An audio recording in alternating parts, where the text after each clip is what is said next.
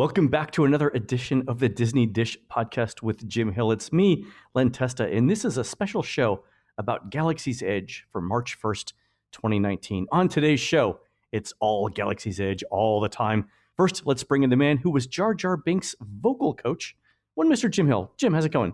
Well, I just want to talk briefly about that experience. The interesting thing, most of the times you tell people to speak from their diaphragm. In this case, it was the swim bladder.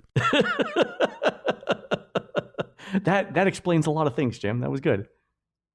All right, let's welcome in our special guest, freelance journalist Carlye Wisel, who was part of the media tour for Disneyland's Galaxy's Edge preview last week. You can read Carlye's article over at travelandleisure.com. Welcome, Carlye. We are super excited to have you on the show. Thanks. I'm so excited to be here. We cannot wait to talk about this. But before we do, let's do a quick shout out to subscribers over at disneydish.bandcamp.com. Thanks to new subscribers Brandon S., Trip H., and Leonardo L., and longtime subscribers Rage Song, Ramiz A., and Robert O. You know, Jim and Carlye, if I ever find myself leading a small group of resistance fighters through a snowstorm on Hoth, and we find a tauntaun that's just been cut open to provide shelter, I hope that we all get to cuddle for warmth in that tauntaun with Brandon, Trip, Leonardo, Rage Song, Ramiz, and Robert. I think that'd be an excellent bonding experience, don't you? How big is this tauntaun? They're big, from what I understand. They're they're getting bigger, right? It's like the chicken breasts. Okay, never mind. All right, let's get right into that. Carlye, you were there. We have a million questions. Let me just start off by asking this. How did Disney approach you? And what did they tell you about Galaxy's Edge before you got there? So it was a 3-day press event, and it started at Lucasfilm in San Francisco. And then we traveled to Imagineering in Glendale, and from there finally made it to Disneyland to approach the edge of the galaxy. So it was kind of this crazy experience where you're traveling with a pack of journalists, and you're learning a little bit more and a little bit more and a little bit more until you're actually physically standing in the space. So you started at Lucasfilm. What did they do then? Was it like introduction to Star Wars? It was more so just some top level things. It was the type of thing where on day one, getting the name of Ronto Roasters was breaking news. And by day 3, we were standing in it. So it was just, they were like slowly easing us into the unbelievable pile of news that was about to come our way. Oh, got it. All right. So it does sound like they were literally preparing you for all the detail that you were about to see, right? Yes. They were kind of giving us the type of color that we wouldn't have paid attention to if they told us it while we were standing in front of the Millennium Falcon. So it was helpful to grasp onto those details. Stop. I don't want to hear about your thing. Let me just look. Look. All right. So then you get to Glendale, and what happens? We get to Glendale, and what did we do there? We had 3 panels, one of which was kind of focused on the tech involved in making Star Wars Galaxy's Edge. One was on the Play Disney Parks app portion of it. And then we did a tour of the animation building. We saw the Hondo Ohnaka and Doc Ondar animatronics. We saw DJ Rex and we heard the music. And then we had a final panel at the end of the day. Okay. Jim, you were going to say something? I wanted to sort of establish the baseline here. Going into this, how much did you know about the Star Wars universe? I mean, you've obviously seen the films, that sort of thing, but where would you put yourself? I guess on the spectrum is what I'm asking here. I'm fine to admit that I am a theme park fan. I got nothing against Star Wars, but it's not the thing that I live and breathe. But over the course of the past week, I'm all in. I am all in. Cool. Okay. All right, cool. So you've seen all the movies, right?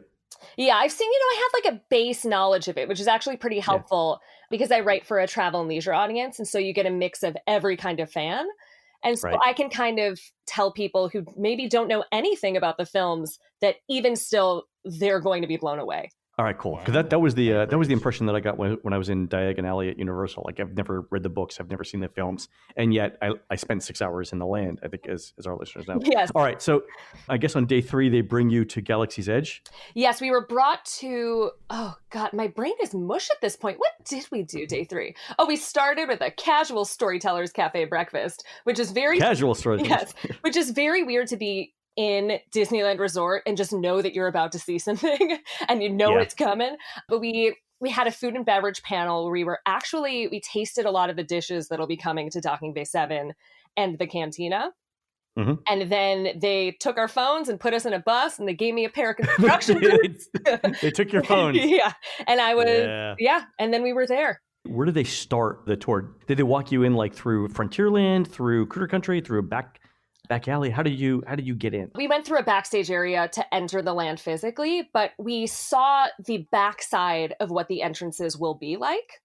Okay. And they talked for a few days about how it's very cinematic in the sense that they bring you in very small and open you up wide, kind of like when you come under the train tracks and you enter Train the park. tracks. Yeah. Exactly. And so it's that kind of conceit where they shrink you down a little, so then when it opens up, you're shocked. And I could kind of see from the reverse angle how that happens. But honestly, once I was in the land, I was still pretty shocked. Do you get the same entrance experience coming from Critter Country and from the Frontierland Fantasyland side? It's the same general concept, but they are different entrances. Because when you enter from Fantasyland, you'll come in, and on the right side will be some first order objects. You'll have a really big, this new TIE fighter that no one has seen before that's, I believe, exclusive to the land will be on your right. But, you know, if you enter back through Critter Country, you're going to be on the Resistance side, so you'll see Resistance ships. So that's kind of the main difference, is what you'll come upon when you actually enter. Did you get the sense that Disney was going to, at least for the first year or so the thing is open, route people in one way and out one way? Like, is it going to be a one-way street through Galaxy's Edge? I'm just going to generally say that any questions I had about ops were swiftly shut down. And of which I had many. But that's the thing, is that we're all so curious about how people are going to get into the park, how people are going to get into the land, which entrance will be for what the line queues will be like. I can't say either way, but I have to assume that I would assume that they would want people to enter through Critter Country just because that's further in the park, and then they can move people along through the park more without blocking Big Thunder or Fantasyland. So we'll see what happens. Yeah. I think of all the articles that I've read in the last, it's been out for 14 and a half hours now, for the last 14 and a half hours, nobody has any sense operationally of what they're doing. Yeah, generally the vibe I'm going with is if someone says they know, they're lying. All right, cool. All right, so you're standing there. You're on the edge of the galaxy, right? Do you have like the John Williams music playing in your head as you're doing this? What's your first impression? They're like, okay, you get off the bus, and an Imagineer casually says, "Oh, welcome to Batuu." What are you feeling at this moment? Well, part of the soundtrack was construction crews because they are working like crazy. But I did have the music in my head a little just to get into the vibe, but it was unbelievable to see it in real life. The main thing I wrote down when I left was that they did not mess this up. They did such a good job. It was, because, we all are so critical and we all have our doubts whether or not, you review Disney professionally, but they really did an outstanding job. Oh, that's fantastic to hear. I'm super excited. All right. So you're walking in. What are your first impressions when you're walking? What do you see? As a journalist, I'm trying not to be like, yo, y'all did a good job. But, and like listening back to the audio, it's a lot of us being like, and like quietly freaking out. But we entered, we split into 3 groups, and my group entered, and we were in the middle of Spire Outpost, which is the center of the land. And something that I don't really think was conveyed much before all of the news drop, and kind of even within the model, is that the Resistance Forest, which is the area where Rise of the Resistance attraction is, that is a very separate area. Really? How so? You walk down a path to get there. Once you're there, you can't really see much of Spire Outpost and the marketplace, which is the closest area to there. So something that only really became clear to me once I was physically standing in the space is that Galaxy's Edge has basically 2 areas. There's Spire Outpost, which is in the center, which is where we started at, and then the Resistance Forest, where the Rise of the Resistance ride is, and there's this log path that you walk through to get there. It feels very separate, and I'm pretty sure that by the time landscaping is done, you won't feel like you're in the same land as you do within Spire Outpost. Okay, all right. So the idea is that these things are far away, right? That the Resistance people are sort of camped out a distance away. Yeah. Okay. Story-wise, the deal is that the First Order has arrived to Black Spire Outpost on planet Batu a couple weeks ago. Townspeople are kind of buzzing about it. There's gossip. And the Resistance is gathering troops and gathering supplies out in the forest and the outskirts of town. Ah, got it. Okay. Sort of like a guerrilla force. All right. And then where did you guys go from there? So my group went through the Star Wars Rise of the Resistance queue first. The queue. Which... Yes. Okay. We went through the entire queue and we walked through and experienced a portion of the ride. So walk us through walking through the queue. What was that like? The closest comparison I can give you is to the queue within Pandora, the World of Avatar, because that queue is said to hold 5 hours for Flight of Passage. And this one, they wouldn't give me a time, but it feels about as long. 5 hours. So first question, are there bathrooms? There are not bathrooms. Also, all right. There is a water fountain. Okay. But don't quote me on 5 hours. That is just what I know from Pandora, but it felt similarly long with a lot of twists and turns. Right. And it took a while to get through, even just walking through. Does it go through different environments? Like what does the inside of the queue look like? What sort of theming is it? So the theme for the entirety of the queue is mostly the same. A lot of it is just like it's been hollowed out from within the rock. There are some areas that are hallways that they used a laser knife to cut, and you can see that etching, which is pretty cool. But unlike the Pandora queue, which has areas where they're small and areas where they're big, where you're in the lab, this is one theme throughout. And there's a lot of objects that it feels like this area was here forever and the Resistance has arrived and all of their objects are kind of strewn about as they get ready to go do something crazy. Okay. And then you get to, I guess, like the loading area. What does the loading area look like? Oh, before that, I need to mention one big thing is that this queue has benches within the stone. Okay, that's super interesting because I got a question from somebody else. It was cryptic earlier in the week, and the question was, are there any seats anywhere in Disneyland in a ride? I guess at this point you can say yes, because in a lot of it kind of twists and turns through stone. And there's one section in the middle where they carved out benches. And it was pretty funny because the Imagineer who worked on the attraction who gave us the tour, like the Disney fans who were in the group were like, oh my God, there's benches. And he was like, I am a dad. I know. I am so happy about this. Oh, that's fantastic. So it's only a portion of the queue, but honestly, when you're like halfway through the queue, you'll take it. Oh, so do you think the benches are about halfway through the queue? That'll be a good visual signal. Yeah. All right. Is there any sort of like story that tells you like you're going to become part of the Resistance or why and is there anything that hints about what's going to happen? Go ahead. Yes. So there is a merge point where the fast pass and the standby queues merge. And in that portion, I believe there is some sort of element that kind of sets the scene. But the moment immediately after that, which I'm pretty sure is exactly where the ride, quote unquote, begins, you're greeted by an AA BB-8. So BB-8 will be whirring around and then a hologram of Rey will appear. And from what I understand, the hologram will kind of explain what's about to happen and why you're taking this mission to go fight the First Order. Okay. And then you, I guess, board. What happens then? Do you board a ride then, or do you? Because we've heard part of this ride is walking, part of it is actually in a vehicle, and then part of it is something else. So what's the first part of it? I guess up top I will mention, you know how Haunted Mansion, once you enter the actual mansion at the beginning, the story kind of begins. You're ushered into you're ushered into the stretching room. That happens. Then you get off that and you hold on to your loved ones for dear life as you approach a ride vehicle. Kind of like that, the story will begin, but it won't just be you're walking and there's not much happening. That will actually be part of the attraction. So once you see BB-8 and Rey, and like once it all begins, a door will open and you will be outside. And then Poe's X-Wing fighter will be there. You'll hear like noises of ships taking off. And then you as a group, which they estimated to be between 48 and 55 people, will enter a speeder together as one. A speeder? I believe it's some sort of ship. Honestly, my brain is Star Wars mush at this point. But it is they said there wasn't an exact name for it, but it will be a ship that will house a few dozen people. Okay. And what's the backstory there? You're going there to become part of the Resistance? You're going to battle the First Order, and you are going to, Poe is your wingman, Nine Nub is your pilot. You're part of the Resistance now, and you're joining them on their attack. Okay.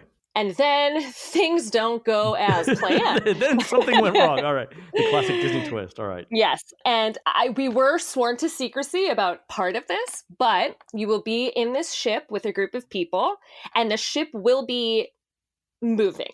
You will be standing throughout the experience, so it won't be, a full-blown physical movement, but the ship will be, in fact, moving and will be activated.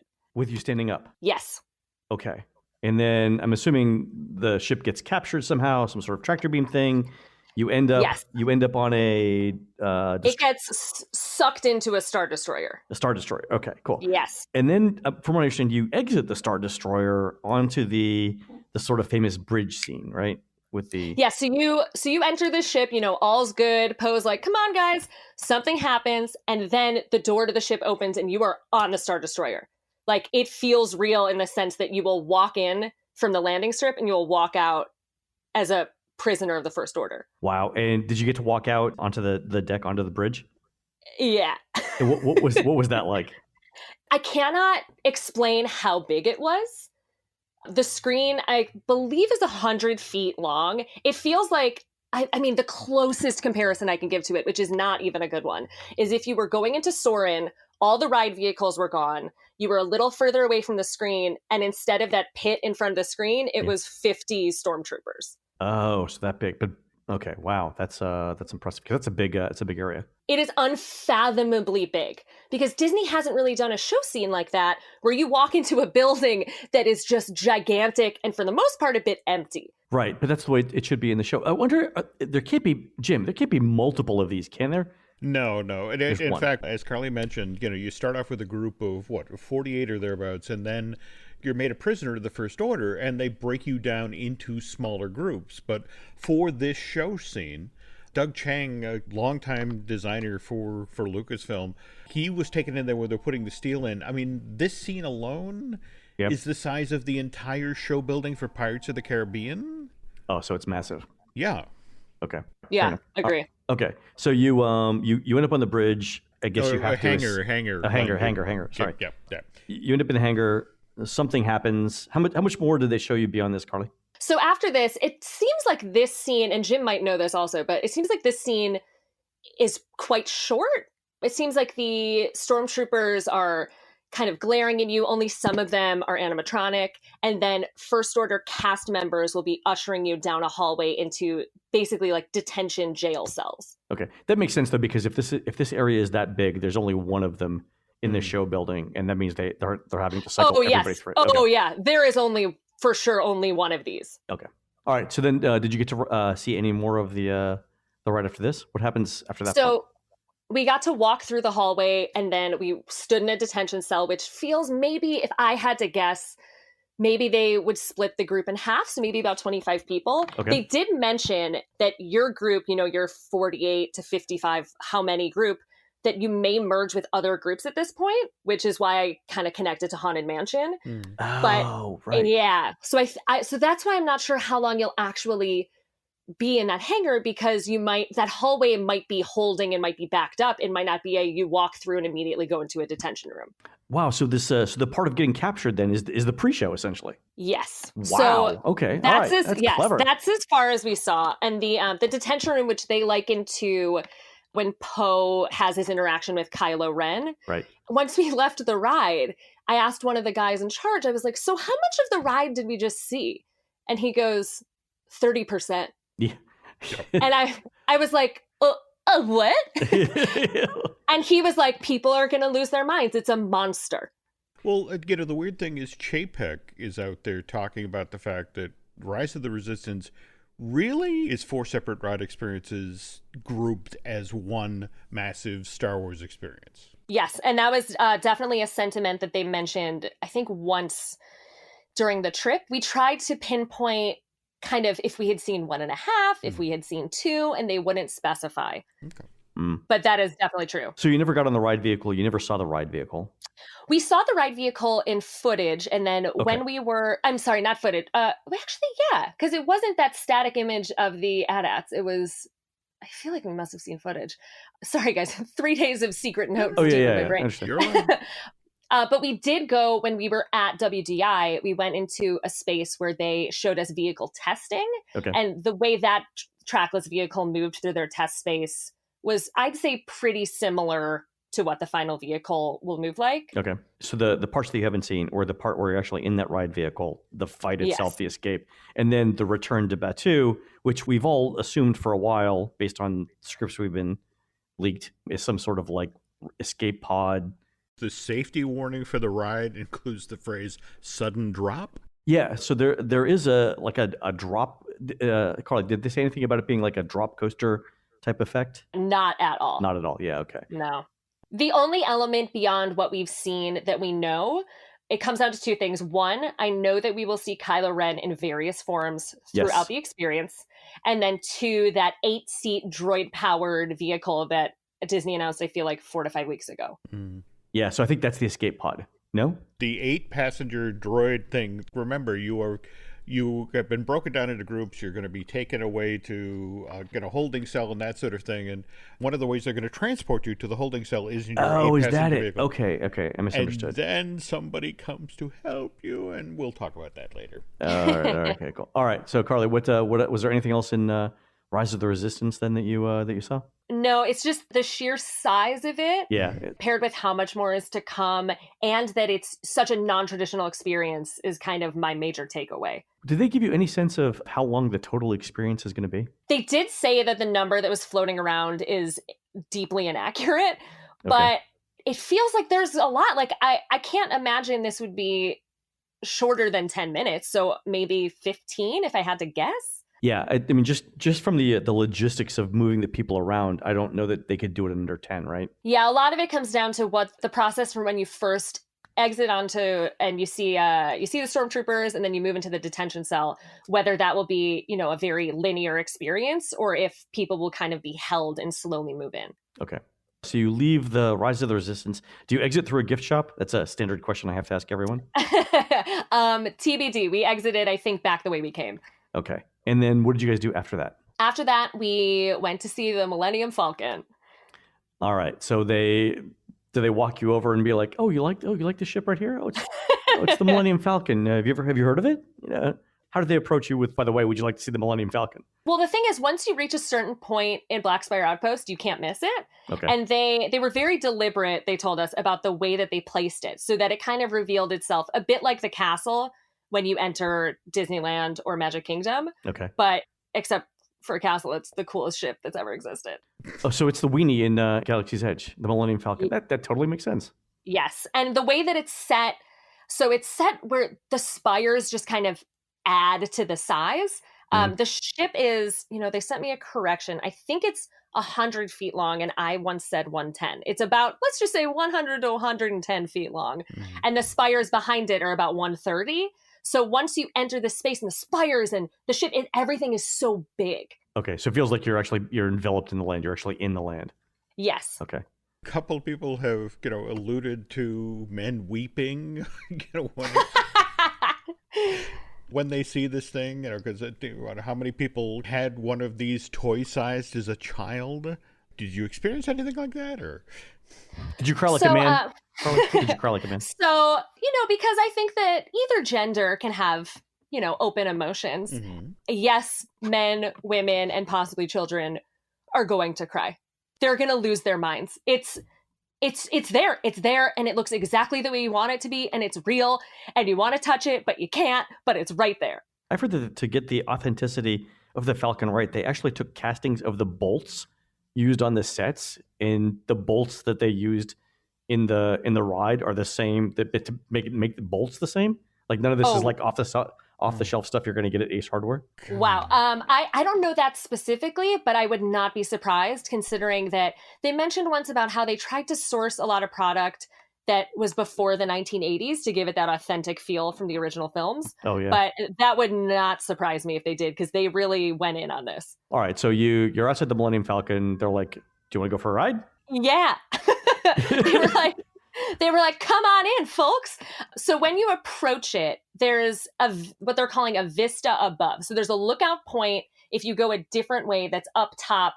I believe it's by, I want to say docking bay 7. Okay. I'm getting, my brain's getting a little lost in the mold because there's a lot of pathways in and out and around, but there's a lookout point so that you're guaranteed to get that photo in front of it without other people.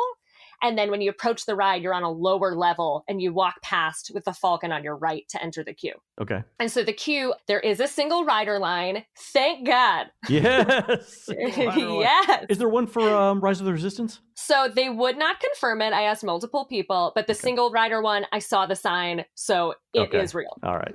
That's good. So you enter on the right and there was a lower queue and a higher queue. I believe the higher queue is fast pass, the lower queue is standby. Okay. And you walk by and you walk the entirety of the Falcon on your right-hand side. So this is the one that's outside the Millennium Falcon on your right-hand side? Yes. Okay, cool. And then you walk in somewhere. Like how do you actually get onto the Falcon? Does it seem like you're actually boarding the, because you're not boarding the thing that's on the outside, are you? That's just a prop, right? Yes, that is just a prop. But it's more of like a enormous set piece. But I know that a lot of people have been super concerned about it not feeling authentic when you first enter it because you just saw it outside. Yeah. But the way that the queue is shaped, so you walk the whole entirety of the Falcon on the right-hand side. Then you're in an indoor space. And the indoor space has, it goes up a level. So you'll walk past the Falcon, then you'll kind of go up a level, up a ramp. And then you'll see it again. And it's through these windows that I can only liken to, you know, those windows on Disney Cruise Line that like people like to sit in and take pictures? Yeah, those, the portal windows, yeah. Yes, like it's kind of like that, but not round. And it's kind of like a bay window. And you'll see the Falcon from a higher angle as well. Okay. And then once you walk past it, you'll enter a space where the show begins. So you'll feel like you could be inside of a building and then exit out onto the ship. It's very feasible the way that they set it up, that would be real, as if you were actually boarding. So the way the ride queue is configured, they're trying to simulate you walking back outside and onto the Falcon? A bit. I don't actually know if we walked so once everything begins, you're in a space with Hondo Onaka and a droid. I can't remember which droid it is off the top of my head. And then he kind of recruits you because he runs like a shipping business. I am not explaining this well, but he kind of needs you to ship or smuggle some things out. Ship, smuggle, such a harsh word. Mm-hmm. Yes. Yeah. Just, like a transport. Yeah, exactly. You just need to carry something. Whom among us hasn't been to Mexico and back in a single day? Yeah, doesn't matter what it is. Don't ask questions. You're oversharing again, Len. We've all got that one friend, right? We've all got that one friend. All right. Yes. So you agree, as if you had a choice, right? But then what happens? So then you proceed down a corridor, and I've asked another journalist who's on the trip, and we both couldn't recall the exact corridor shape or like the way it bent to get into the Falcon. But honestly, I know everyone is very concerned about if it will feel like you are on the ship. And I can tell you, once you step in to that general space, you will never ask that question again because it feels so freaking real. So you walk in, and is it where in the ship do you board? Is it with the hollow chests? Yes, it's that main space, and I was fact checking it for a couple of days. I believe it's called the guest quarters is like the official name of it. Okay. But it's, like the living space of the ship with the hollow chest table with objects all around. Okay. How long are you there? Like, is this part of the queue, or is it something you walk by? This is what's so interesting is that somewhere between seeing Hondo Onaka and entering this space, Disney will, whatever the cast members are, I don't know how it's going to happen, but there are 6 positions within the attraction. And you will be, before this portion, you will be assigned a team or a group of 6 and one of the 3 jobs that are inside that ship. So you will either be a pilot, a gunner, or a flight engineer. All right. So 2 flight engineers, 2 gunners, 2 pilots? Yep. Yes. Okay. All right, cool. And so once you enter this space, it becomes a non-traditional queue. The thing I can most compare it to is not really the play section with Dumbo at Magic Kingdom at Walt Disney World, but more so with the Jimmy Fallon attraction at Universal Studios Florida. Oh, okay. All right. So we're... Yes. All right.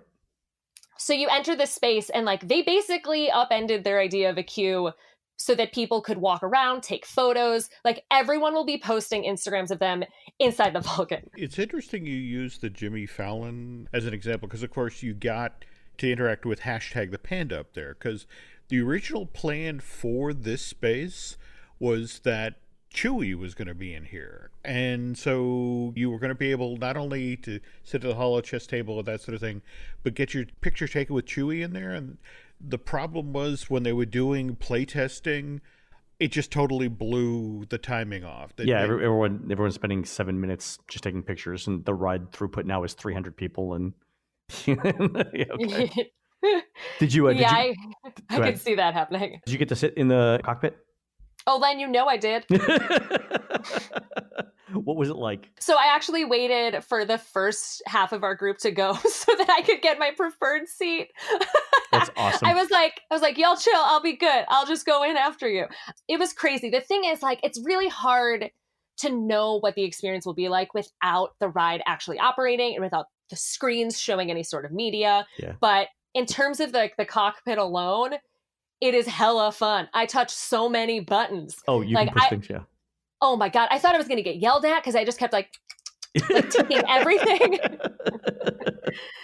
I mean, it was great. You pull the lever. Like it was like it's going to be a spiritual moment for people because I think like the passion of the Imagineers who worked on this interior space is so apparent, and they knew that they have to make it work for the most diehard fan.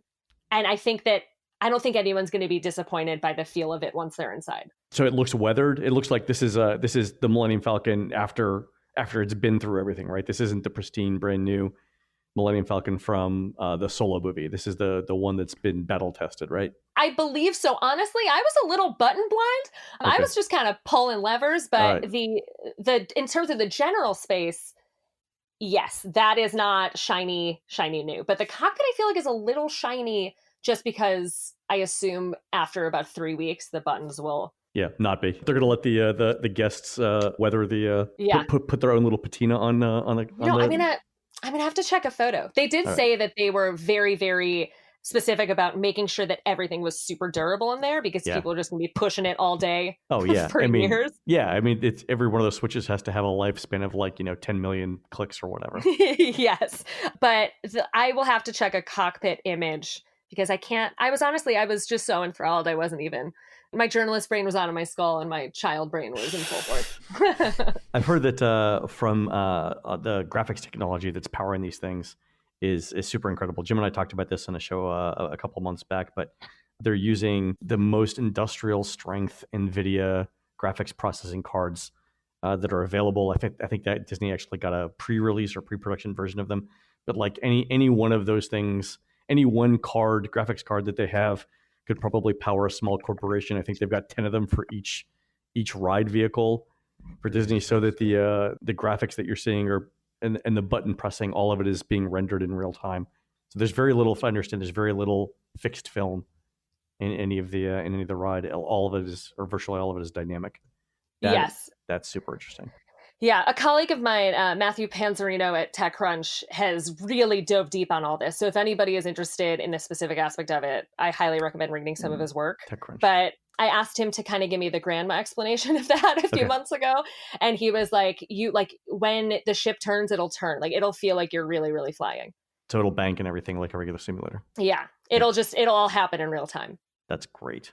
And I think that's why they're using the super powerful graphics cards, because depending on what you do in the ride, that'll have to change. I did hear from somebody else that it's no longer possible to crash the Falcon. Did you hear that? That was, I'd say, loosely confirmed. So what it sounds like is that you can't just self-destruct, but there's a spectrum of how well you can do or how not so well you can do. Okay. When I tried to dial down on that, I couldn't really get any specific answer, but it seems like it's built into the ride that the Falcon's going to take a beating at some point. Okay. And this is the thing that Jim and I were concerned about, because in the initial playtesting that we heard, Jim, what was it? That you could literally walk in and crash it, right? Yeah. The problem was that the 6 people who were grouped here, they won't necessarily be your friends and family. And if you have that one antisocial individual, I don't want to live, just sort of like...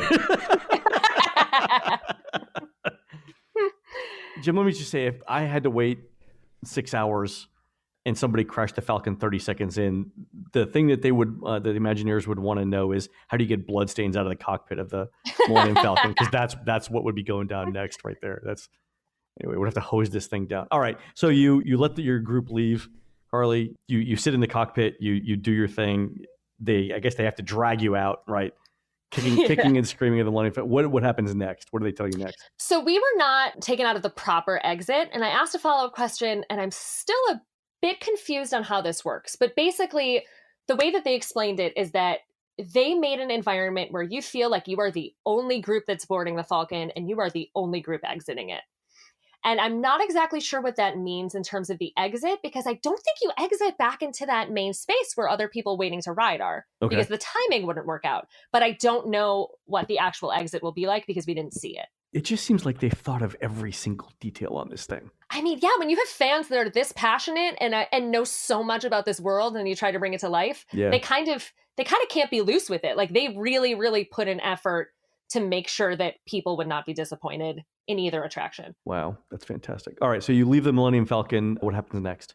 After that, I believe we did our third portion of the tour, which was all of the food locations and shops within Black Spire Outpost. All right, so let's talk about the food a little bit. You said you got to sample some of the food earlier. Yes, we did. Earlier that day, we had a really lit breakfast. We ate so much at like 10:15 in the morning, and it was really great. That's awesome. What were there any food items that stood out to you? Yeah, what's really interesting to me is that I can't help but think that some of these items feel a bit along the lines of Satuli Canteen at Pandora, the World of Avatar at Disney World. Okay. But specifically the oven roasted burra fish, which can also be a roasted tri-yip, which is chicken, on top of this body of it's like romaine, kale, sweet potato. I believe there's pumpkin seeds, orange cauliflower, which is an interesting choice, and then a curry dressing. Yeah. But other dishes they're very standalone, and it's very unique because they approach this not the way that Disney's Hollywood Studios has done the past few years of like Darth Vader waffles with chicken. Yeah, exactly. It's not like that at all. Let me just say, if your approach to food is let's do the opposite of what Disney's Hollywood Studios is doing right now, that is a winning strategy right there. Let me tell you. That's the way to go. I mean, listen, I love a pretzel with cheese. Yeah, but yeah, you're not going to find one in Black Spire Outpost. I understand. No. It looks like they tried to make the color of the food and the appearance of the food as Star Wars-ish as possible. Was that your sense? I'd say it's more so that they focused on a lot of plant-based foods, which I did not expect. I thought there's all these creatures around, you chop them up, you barbecue them, you're eating. But it's really more so there was an emphasis on vegetables and green and colors. And a lot of the dishes come with, like, it looks like a steamed carrot and green bean, which is real healthy. So it's really interesting. I was not expecting them to go that way. But when the two meat items that they do have at Docking Bay 7 feel very Star Wars once you know the story behind them. Okay. So Docking Bay 7 is the quick service. Is there seating in the docking bay? There is. So basically, I'd say imagine a rectangle, and then the line it's a quick service restaurant. So the line will be against the wall, and the whole center will be seating. All right. So the line goes all around the four sides of the rectangle? I'm told it goes around if you're approaching through the entrance, there will be a line on the right. for. Okay. And I'm just inferring that the left side will be mobile order, but that's just me guessing from how much time I spend in theme parks.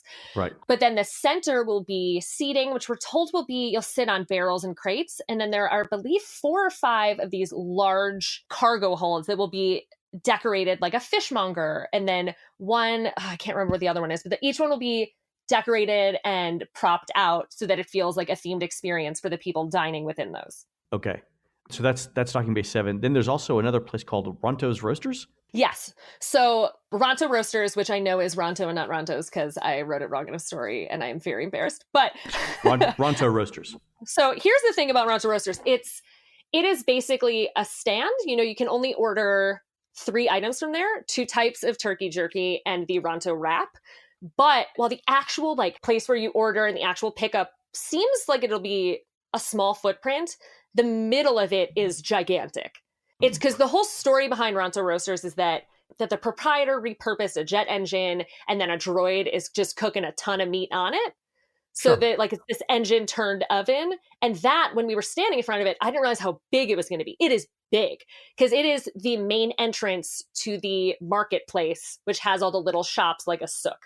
So it has all these little shops, but to get there, you walk through what is this large prop set piece roaster. Interesting. So that's the main entrance to the marketplace. That makes sense in the context of it being a street food thing. Okay.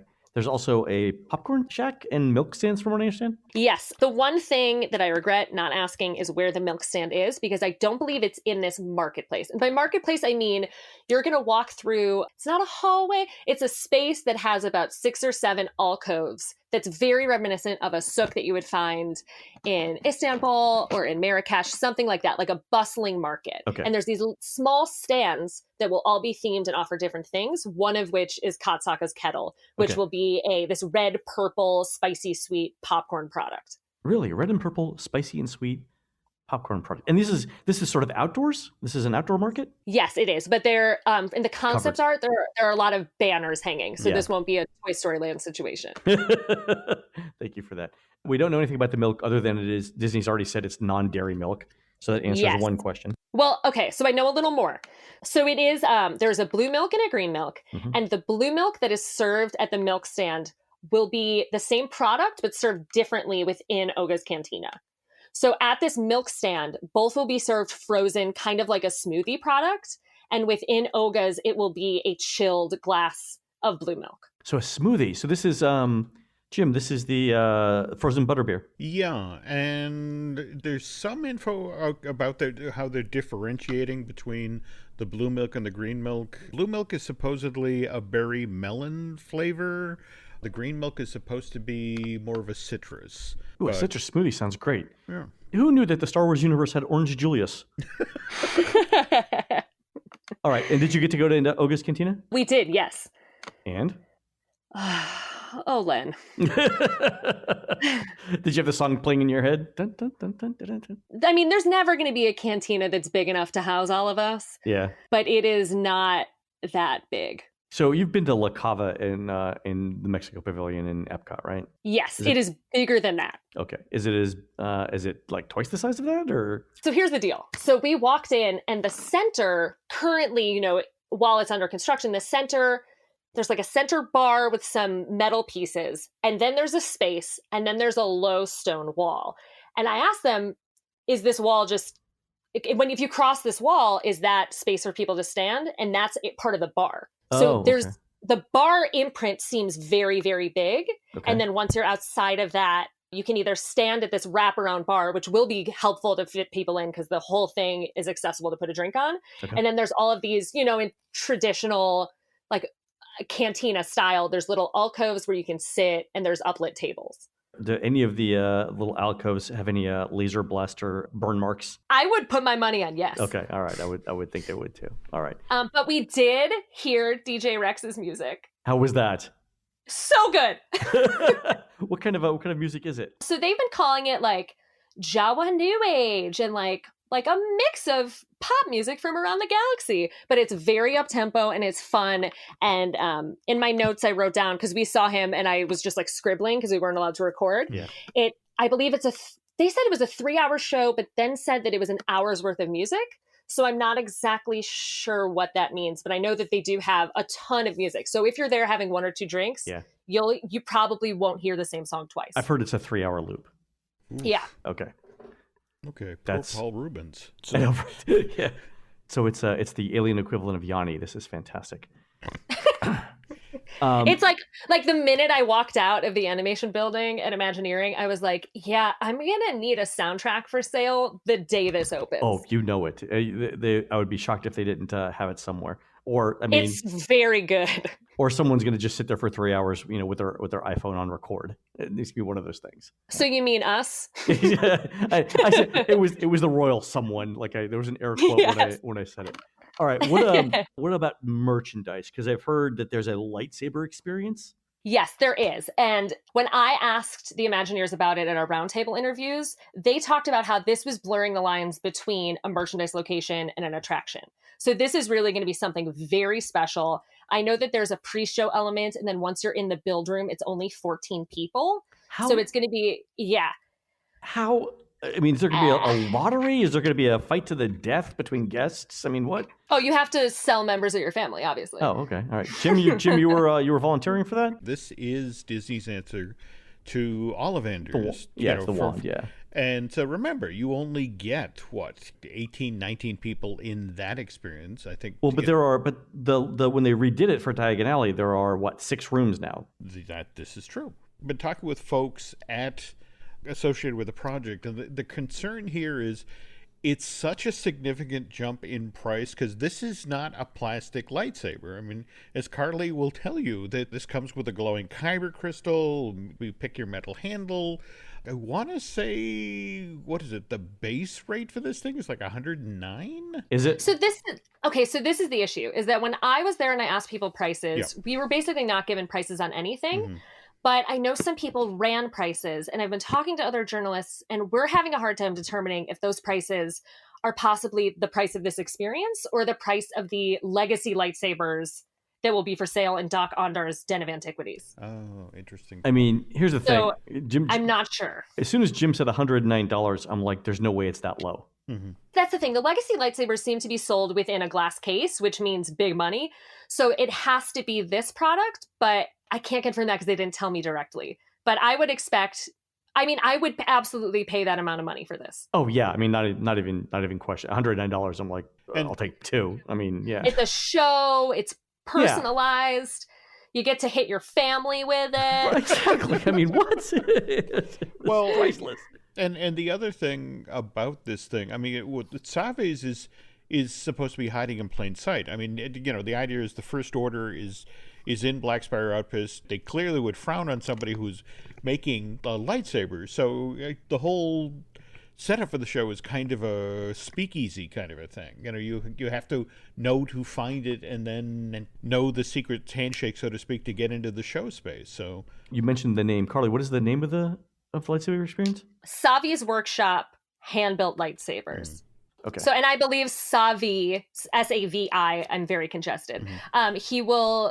I believe he's a he, and I believe he will appear in this. Okay. I think. I think, yeah, Jim, if it's $109, I think that's low. Because what's a wand? 65? 50 to 60? It ranges, right? Because there's different models. If you're buying the one that's interactive for, it's one price point. If, on the other hand, you're just buying a generic one, in the Ollivander's experience, it's a different price point. If you're buying, a copy of Dumbledore's or McGonagall's. Yeah. I mean, yeah, it's, and you want, fries with that, so it's a lot of different price points. What other merchandise do they have that's notable, Carlye? The Droid Depot, which is where I'm permanently moving into.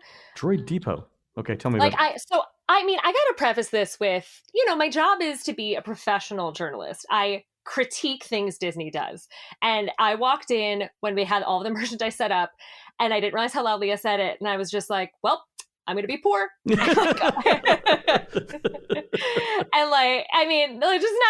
everyone heard me say it, and they were like, yep, well, it was confirmed we did a good job. But even like I said, I'm a middling Star Wars fan. I'm into this, but I'm not obsessed at all. And I saw the droids, and I have never felt such a carnal need for a piece of merchandise. Wow. What drew you to what about the droids did you like? I mean, I don't have a dog, so I really want one to follow me around the house.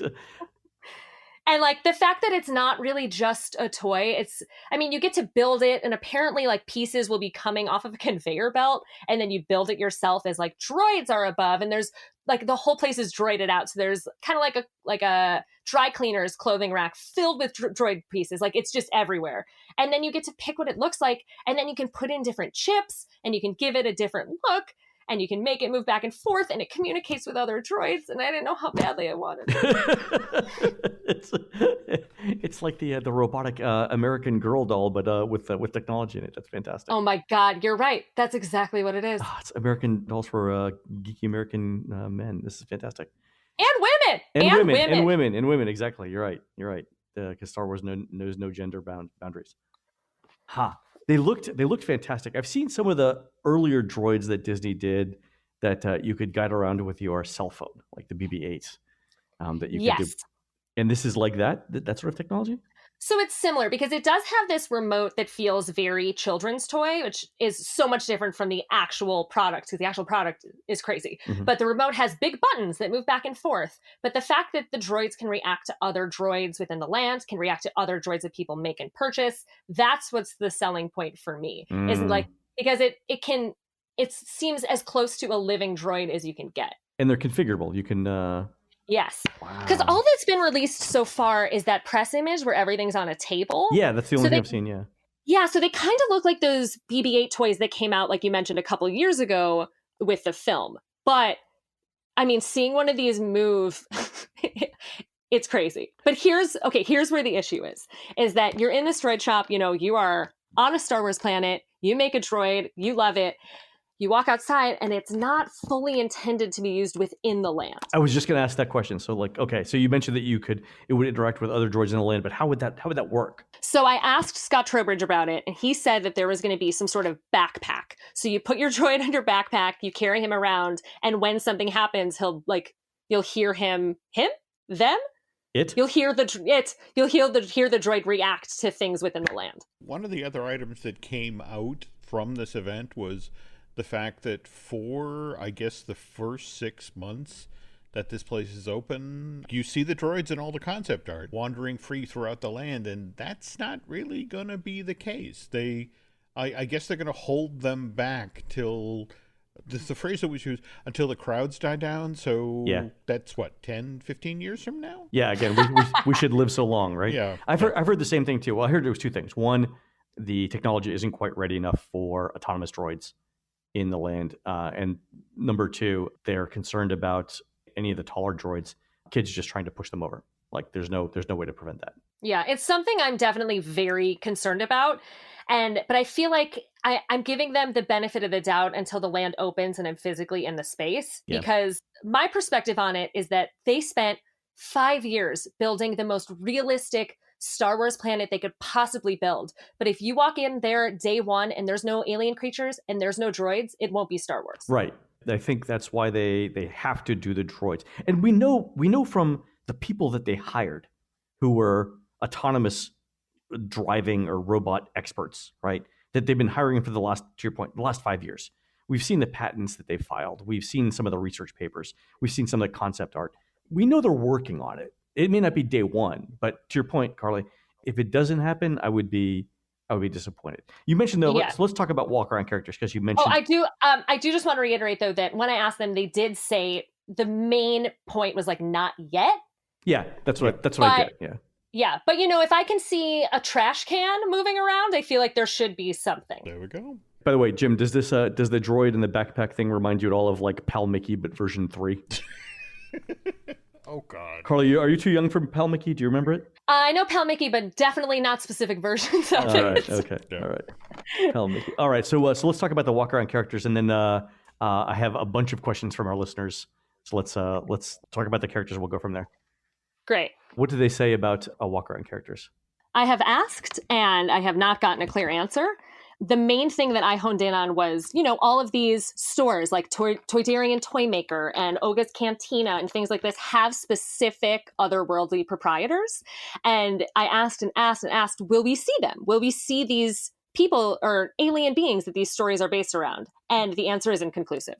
So I cannot get a feeling on if there will be only these creatures manning the stores, if they will be in the land. In terms of characters we recognize, it seems like the talking point is characters who would make sense within this story and on this planet that would naturally fit here will fit here. Okay. I heard from another source that they were training the cast members who will be working in the land to basically improvise. We also asked that, and they didn't really say that. So what it seems like is that you will know where you came from, and you will know kind of if you side with First Order, if you side with the Resistance, and everyone is basically commutes into the city to work. So there are people who are vaguely local on Batuu. Okay. They travel to Black Spire Outpost, and it's not that you can fully improv and, kind of push the boundaries of what's happening. A really good example that was used, which I'm pretty sure is in Todd Martin's story for the LA Times, was that you can't say, oh, I'm Han's second cousin. Right. It's that you can kind of talk to a level of like, oh, I hear this is happening in town, and oh, I hear the First Order landed. And you have autonomy both in that respect and throughout what you choose to wear. Got it. Okay, that makes sense. So then in terms of the characters, what film are the characters supposed to be based from? Because this is like what, Jim, 30 years after episode 4? Well, I think, the very fact, and I think Carlye mentioned this, that you meet BB-8, you meet, or you see Poe, you see Rey. This is set in the current trilogy. In fact, Black Spire Outpost is deliberately a loose enough construct that should there be characters or experiences from the films that follow when episode 9 wraps, they can be folded into this land. But a lot of the footage for the attractions, and especially for Rise of the Resistance, was shot while they had the talent there working on episode 9. Okay, so are we assuming then that any character that we see in Galaxy's Edge isn't going to die in episode 9? 2 words, Len. Force Ghost. Okay? Just like... All right, fair enough. All right, Carlye, anything else on the characters walking around that we should know about? I do want to mention that, so the creature stall, which is within this marketplace, which these aren't full shops, they're kind of little nooks within the marketplace, but it appears that they're going to be fully themed out. And the creature stall, they lifted up a tarp to show us an audio animatronic creature within there, and there will be more of those. So it'll be these like kooky plush animals that, like, when you pet a tauntaun, it reacts to you, and when you like shake them, they jiggle. Like they're very interactive toys mixed within AAs within the shop. And I think that will also give a bit of otherworldliness to it. And you can buy those things? You can't buy the AAs, but all of the toys. That's what I mean. So you can buy the toys? Yes. How are they handling the checkout then? If everything's supposed to be like a souk or a marketplace, where are the cashiers? That question was not answered. Okay. All right. Fair enough. But I have to assume that this will be something that a magic band is ideally set up for. Oh, you mentioned that. And Jim, you and I haven't talked about this, but Disney's filed a bunch of recent patents about checkouts without having cashiers. So you walk into a store, you grab what you want, you check out using your magic band, and you leave with no people. Sort of like how Amazon has employee-less stores in like Seattle and New York. Yeah. Disney's filed a couple of recent patents on interactive stores that you just buy things and leave. Okay, just so long as they tell security. Exactly. Yeah. All right, Carlye, do you mind if we do some questions? I know we've already talked for an hour, but do you mind if we do some questions? Yes. Let's talk first about ride accessibility. Did they mention anything about wheelchair accessibility for the ride experiences? Anything about like sensory aware people, mobility aware people? Anything like that? In terms of mobility, I have sent over some follow-up questions, so I'm still waiting to hear about those. The spaces in Rise of the Resistance, the general areas, I think would be very accessible. Okay. In terms of the Falcon, it is, size-wise, it is individual seating. So I know that was a concern from a few people who reached out to me, and that should be fine.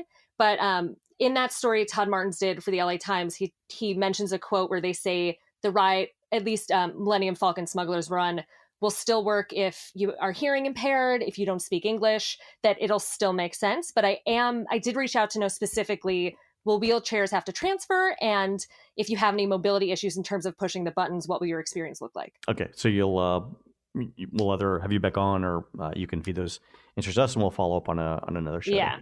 Awesome. All right, so a couple of general questions then. Did it give you any insight on opening dates? Any previews, anything like that? Shut down. Okay. I tried to ask, but I couldn't get anything.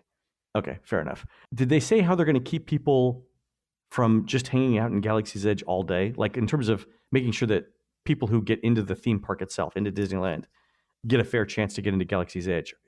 What's preventing anyone from just like you or me or Jim just going in there at 9 a.m. and staying all day? So they didn't discuss operations at all. And as someone who's obsessed with ops, as obviously you are too, this was more of a top level informative trip just to kind of let us know everything that was coming. But that will all be coming in the next few months, which I also am patiently waiting for, because I need to know how early I need to get to the park to get it.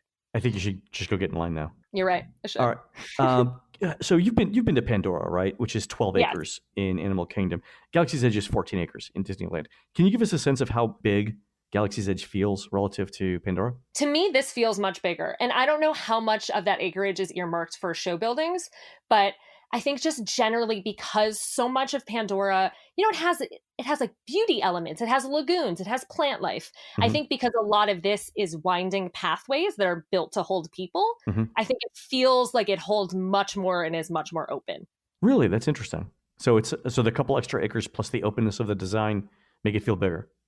Yes, and the fact that there's multiple entrances, and also the Pandora acreage, I'm not sure how much of that, I'm not sure where that starts. I don't know if that starts by Tiffin's. I don't know if that starts once you actually physically start seeing the land. Oh, that's true, yeah. This feels like more of that acreage is dedicated to pathways, places to go, and things to see. And I will mention that I know everybody is concerned, as am I, about how are we going to fit inside this land. Right. But there are little show elements everywhere.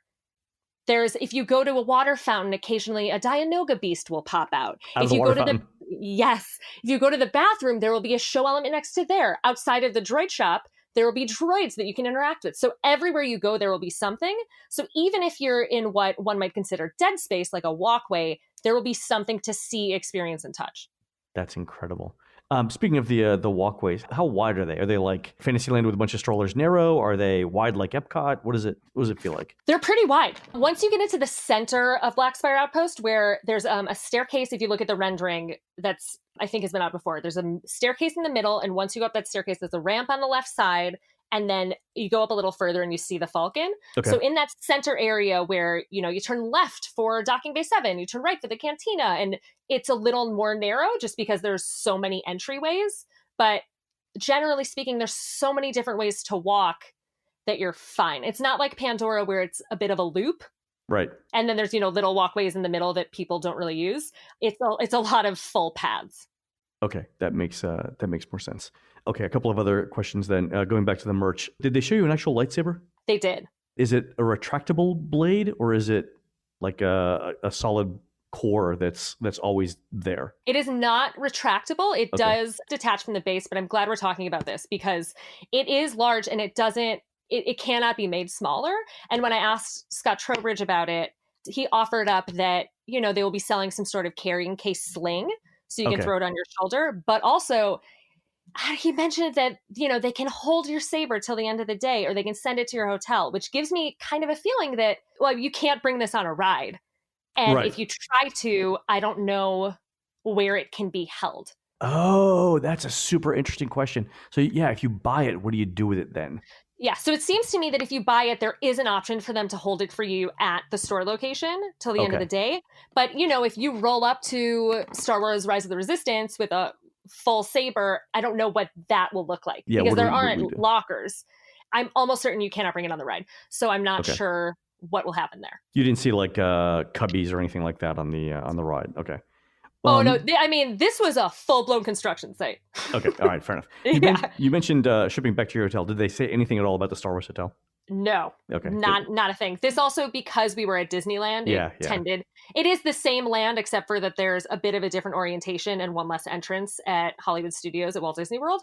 But for the most part, this was all about the land. Very good. Jim, do you have any other questions? I know we've got one more we want to ask Carlye, but do you have anything else? I just wanted to double back on the timeline. Now, you had mentioned sort of the conceit is the First Order arrived a few weeks ago and people are tense, that sort of thing. Is that the story the Imagineers were putting across, or? Yes, generally speaking. And they kind of expressed the sentiment that this is loosely taking place within the current film trilogy. So I think that's why you see so many of the current characters like Rey and Finn and Poe and BB-8 within one of the attractions.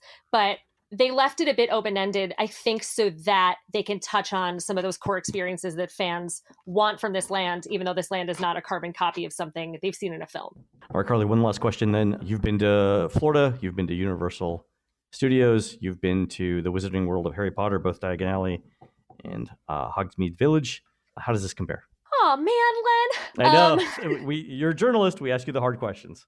I will say I can't fully pick one until it opens because unlike a Hogsmeade where the exterior of seeing the Hogwarts castle and walking through it, once you're on the ride, that's different than actually being inside the castle. Mm-hmm. And like this attraction will be like, you're piloting the Falcon you're not running the halls of Hogwarts. So it is a little different in that sense. But I would say I can't pick until it's open because that would be irresponsible because I haven't been on the attractions yet. But it is as immersive as it possibly could be. It really feels like another world. I think that's all we can expect to hear right now. So everyone that I've talked to said it's as good as it possibly could be right now, which is a super encouraging sign. Yeah, think of it this way: like we entered, I was wearing safety goggles, a helmet, a vest, so like someone else's construction boots. There were crews everywhere. We had to walk under cranes. There were like pipes and just piles of objects, and I still was wowed.